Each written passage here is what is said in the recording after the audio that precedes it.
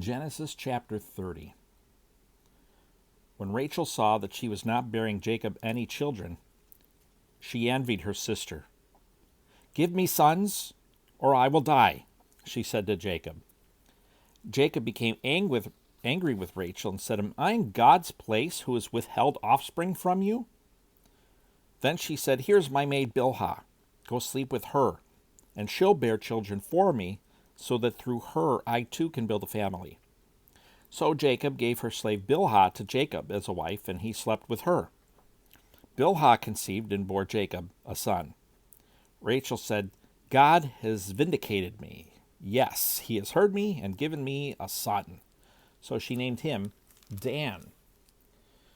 Rachel's slave Bilhah conceived again and bore Jacob a second son.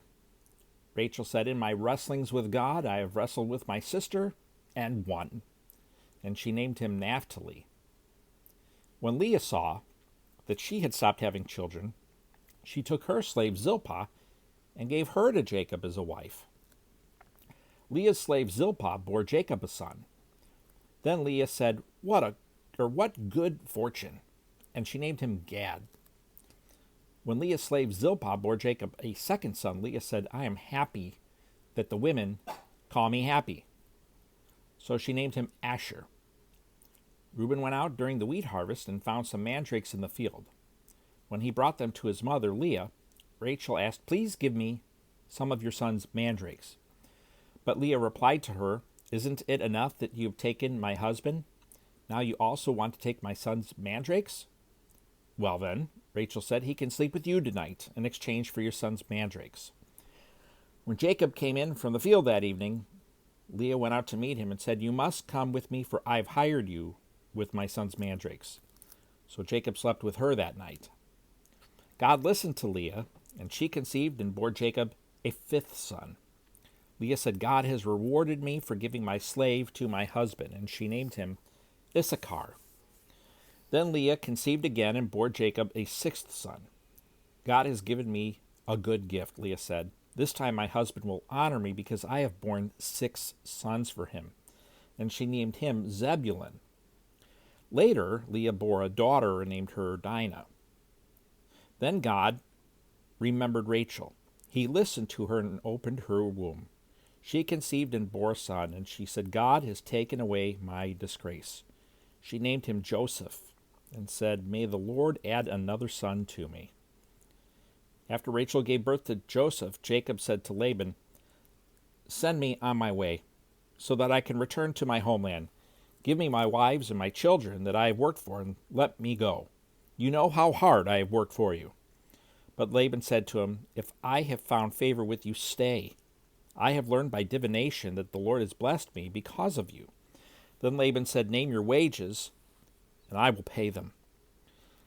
So Jacob said to him, "You know how I have served you and how your herds have fared with me, for you had very little before I came.